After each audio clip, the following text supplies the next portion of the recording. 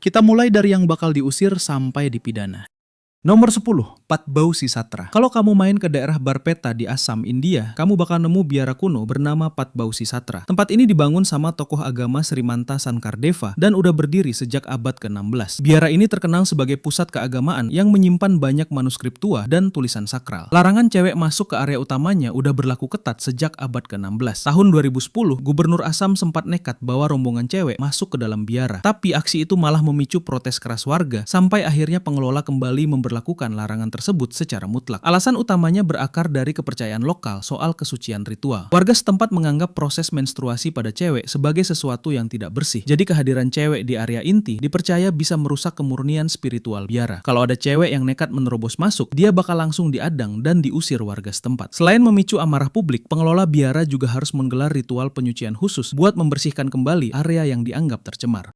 Nomor 9, Haus Tambaran. Di kawasan Sungai Sepik, Papua Nugini, berdiri sebuah rumah adat sakral bernama Haus Tambaran. Bangunan kayu berukir ini difungsikan sebagai lokasi ritual kedewasaan, ruang musyawarah, sekaligus tempat menyimpan artefak roh leluhur suku setempat. Aturan isolasi tempat ini dari cewek sudah berlangsung sejak zaman purba, ribuan tahun sebelum Papua Nugini berdiri sebagai negara modern. Hukum adat kuno tersebut diwariskan secara lisan dari generasi ke generasi dan tetap berlaku mengikat sampai hari ini. Penetapan larangan ini berlandaskan kepercayaan suku lokal terhadap kesucian ritual khusus pria. Warga setempat meyakini bahwa kehadiran wanita di area dalam bangunan dapat memicu kemarahan roh leluhur serta melunturkan kekuatan magis artefak sakral di sana. Pelanggaran terhadap aturan ini membawa konsekuensi hukum adat yang sangat serius. Cewek yang nekat masuk akan dihentikan paksa oleh tetua adat, dikenakan denda pembayaran ternak bernilai tinggi, hingga dijatuhi hukuman pengasingan dari lingkungan masyarakat. Dan buat kalian yang pengen buat video ala singkat cerita, kita udah bongkar caranya di sini. Klik link di deskripsi karena kita buka aksesnya hingga minggu depan.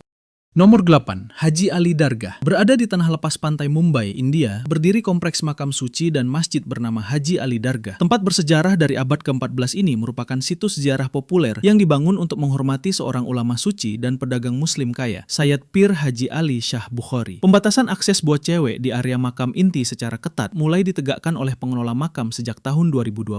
Walaupun Pengadilan Tinggi Bombay sempat membatalkan larangan ini secara hukum pada tahun 2016, dalam praktiknya di lapangan, norma sosial dan aturan pengelola tetap membatasi ruang gerak pengunjung wanita di ruang sakral tersebut. Alasan utama di balik aturan ini didasarkan pada interpretasi tradisi lokal pengelola makam terkait hukum keagamaan. Mereka menganggap bahwa keberadaan cewek yang berdiri terlalu dekat dengan makam ulama pria dinilai tidak sopan dan dapat merusak nilai kesucian dari makam tersebut. Jika ada pengunjung cewek yang nekat mencoba menerobos pembatas area inti, petugas keamanan dan pengawas makam bakal langsung menghentikan langkahnya. Selain diminta mundur ke area khusus perempuan yang sudah disediakan, tindakan nekat tersebut juga bisa memicu teguran keras dari pengelola serta gesekan dengan peziarah lokal di lokasi.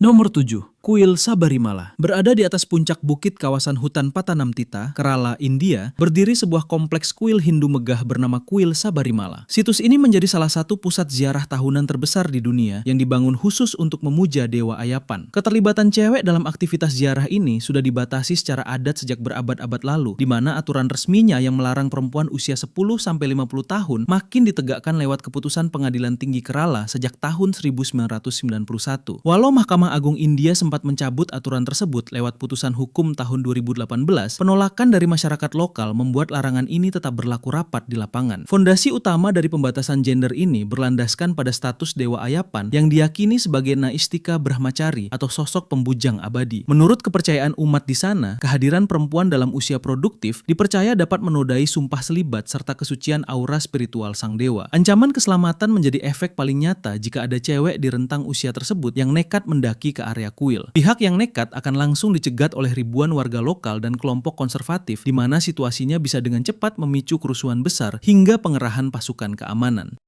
Nomor 6, White's Gentlemen's Club. Terletak di St. James Street, London, Inggris, White's Gentlemen's Club adalah klub privat elit tertua di Inggris yang menjadi tempat berkumpulnya kalangan bangsawan dan politisi senior. Larangan akses bagi cewek di klub ini sudah berlaku mutlak sejak pertama kali didirikan pada tahun 1693. Aturan eksklusif pria ini terus dipertahankan secara ketat selama lebih dari 300 tahun tanpa pernah diubah. Penyebab utama dari aturan ini berakar pada tradisi kebangsawanan Inggris kuno yang menginginkan ruang privat khusus pria. Pengelola dan anggotanya menganggap kehadiran cewek dapat merusak privasi, tradisi sosial, serta ikatan persaudaraan eksklusif antar anggota. Jika ada cewek yang nekat menerobos masuk, petugas keamanan gedung akan langsung menghentikan dan mengusirnya di pintu masuk. Selain diusir paksa, tindakan tersebut juga bisa berujung pada penanganan polisi atas tuduhan pelanggaran area privat. Jangan lupa subscribe dan follow Singkat Cerita agar kita jadi channel edukasi pertama di dunia yang mencapai 10 juta follower dan subscriber di 3 platform pada tahun 2027.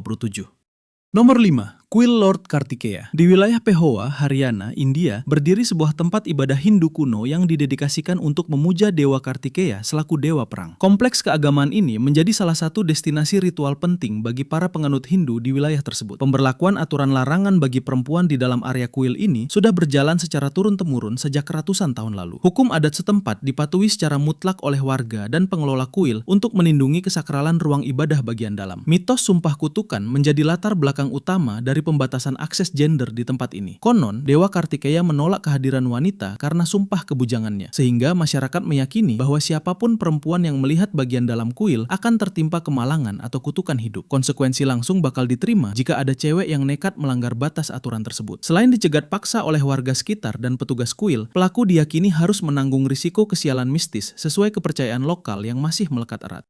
Nomor 4. Biara Marsaba. Biara Marsaba merupakan kompleks bangunan ortodoks Yunani yang dibangun di tebing gurun Yudea, tepi barat Palestina. Situs keagamaan ini didirikan oleh Santo Sabas pada tahun 483 Masehi dan masih aktif digunakan oleh para biarawan sampai sekarang. Akses bagi perempuan ke area dalam biara sudah dilarang sejak pertama kali tempat ini didirikan pada abad ke-5. Pengelola biara menjaga aturan tertulis tersebut secara konsisten selama lebih dari 1.500 tahun. Landasan utama larangan ini adalah aturan kehidupan selibat para biarawan. Kehadiran cewek di dalam area biara dinilai dapat mengganggu konsentrasi ibadah dan ketenangan spiritual para penghuninya. Sanksi bagi cewek yang mencoba masuk adalah pengusiran langsung di pintu gerbang oleh penjaga. Pengunjung perempuan hanya diizinkan melihat area biara dari luar gedung, yaitu dari tempat khusus bernama Women's Tower.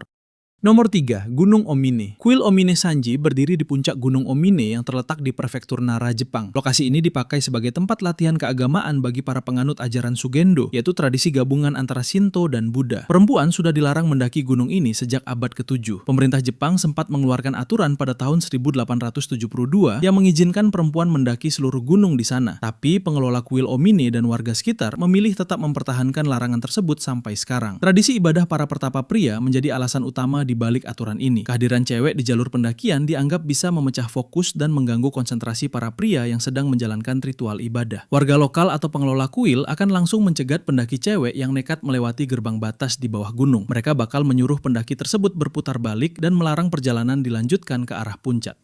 Nomor 2, Pulau Okinoshima. Situs sakral Pulau Okinoshima terletak di lepas pantai Munakata, prefektur Fukuoka, Jepang, dan memiliki kompleks kuil Okitsu. Seluruh area pulau ini dianggap sebagai tempat bersemayam dewi-dewi Shinto dan sudah masuk dalam daftar warisan dunia UNESCO. Larangan bagi perempuan untuk menginjakkan kaki di pulau ini sudah berjalan sejak abad ke-4. Pengelola kuil dan pendeta Shinto menjaga tradisi tersebut secara ketat selama lebih dari 1.600 tahun sampai era modern saat ini. Konsep kesucian ritual dalam ajaran Shinto menjadi alasan utama di balik aturan tersebut. Keberadaan cewek, terutama yang sedang mengalami menstruasi, dianggap dapat membawa unsur ketidakmurnian yang memicu rusaknya kesucian pulau. Petugas penjaga pantai Jepang dan pengawas pulau akan langsung mencegat kapal apapun yang membawa penumpang cewek. Jika nekat menerobos daratan, pelaku bakal diusir paksa dan bisa diproses hukum atas tuduhan pelanggaran batas wilayah terlarang. Nomor 1. Gunung Athos. Gunung Athos merupakan sebuah semenanjung pegunungan di Yunani Utara yang dihuni oleh komunitas monastik ortodoks dan menampung sekitar 20 biara besar. Kawasan ini memiliki status otonom di bawah kedaulatan Yunani dan dijadikan pusat kehidupan spiritual bagi para biarawan. Penerapan larangan masuk bagi perempuan di kawasan ini sudah diberlakukan secara resmi sejak tahun 1060 melalui piagam keputusan Kaisar Bizantium Konstantin IX Monomachos. Aturan hukum adat yang dikenal dengan sebutan Avaton ini terus dipertahankan tanpa henti selama hampir 1000 tahun. Kehidupan selibat para biarawan menjadi dasar utama dibentuknya aturan ketat tersebut. Kehadiran cewek di lingkungan semenanjung dikhawatirkan dapat memicu godaan, mengganggu fokus doa, serta merusak ketenangan hidup para biarawan yang mendedikasikan diri untuk beribadah. Pihak otoritas penjaga pantai Yunani dan polisi lokal bakal langsung mengamankan cewek yang mencoba masuk, baik lewat jalur darat maupun kapal laut. Selain diusir dari kawasan tersebut, pelaku juga bisa dikenakan hukuman pidana penjara sesuai dengan undang-undang khusus yang berlaku di wilayah otonom Gunung Athos.